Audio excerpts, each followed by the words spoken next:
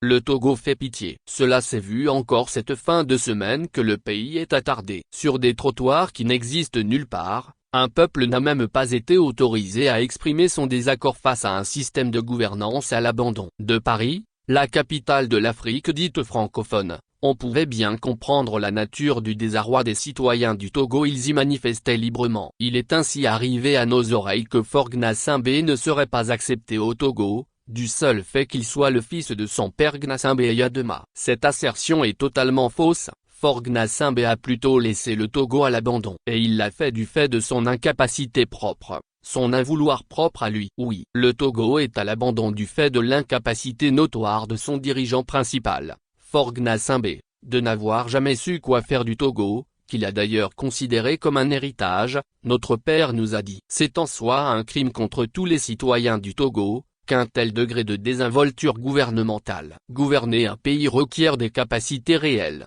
aucunement imaginaires, que le président du Togo ne peut offrir à ses concitoyens togolais. La jouissance insatiable d'un pouvoir exécutif de haut niveau n'est pas la gouvernance d'un pays. Un des mérites de la manifestation du 30 août 2025 est de rappeler l'image désolante du gros village africain qu'est la capitale du Togo, ces quartiers où résident les habitants, des refuges dignes des ghettos de l'Afrique du Sud du temps de l'apartheid. Ce Togo-là est une catastrophe qui n'existe plus nulle part ailleurs pour que les mentalités, celles de Faure Gnassingbé surtout, s'ouvrent enfin à l'urgence de trouver une solution à la crise politique permanente du Togo.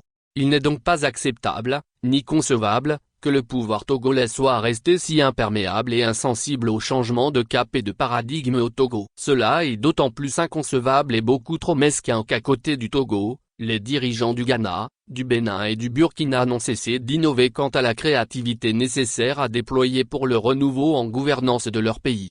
Le crime en gouvernance du Togo est d'autant plus grave qu'il existe une série de solutions, des voies de sortie d'urgence pour ramener le Togo à la fierté et à la dignité d'un pays vivable pour tout un chacun. Ici, la vision quasi sacerdotale de faire nation au Togo prend toute son importance. Plus que jamais, il faut converger autour de cette vision, regrouper les Togolaises et les Togolais dans un processus refondateur du pays. Nous y appelons encore tous les leaders politiques, anciens et nouveaux, Nyakadé, Fabre, Olympio, Adjamabo, Tchala, Gnassingbé et autres. Aucun miracle, sauf le travail réparateur des enfants du Togo, ne viendra guérir le pays de ses longs errements. Faure Gnassingbé doit écouter une telle nécessité patriotique les dirigeants du Togo et leurs accompagnateurs, les soulignements ado oui non soulignements et prétendus soulignements milices sentinelles soulignements y compris, se doivent de s'ouvrir à l'opportunité du moment politique présent. De manière immédiate et immanquable,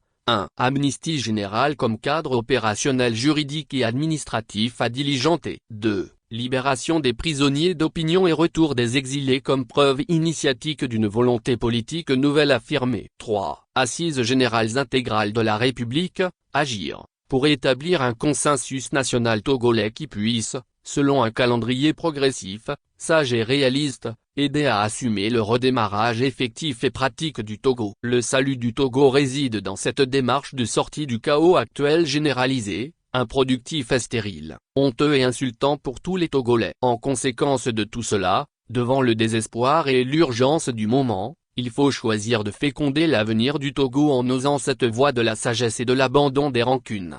Oui, Faure Gnassingbé est un rancunier notoire et maladif qui va devoir se reconvertir en homme politique de son époque. Une telle ouverture à l'exercice de l'exemplarité et du renouveau devra d'ailleurs lui procurer l'armature de sa propre survie politique. Le Togo a véritablement besoin d'une telle flexibilité pour asseoir le travail de préparation et d'initiation de son éveil au monde nouveau qu'il attend, un monde auquel aucun pays ne saurait échapper. Oui, un monde nouveau existe déjà et le Togo tarde à y pénétrer. Le régime ancien togolais ne peut plus survivre à la mutation génétique des Togolaises et des Togolais, bien armés des seules technologies nouvelles de la communication pour déconstruire et aplanir les dernières illusions de leurs dirigeants retardataires ou récalcitrants. C'est tout cela soulignement le Togo éthique qui vient de soulignement pour renforcer la nécessité de la réconciliation, de la solidarité et de la souveraineté d'un Togo yéyé. PSA. 1er septembre 2025. Pour le Togo, nous bâtissons demain.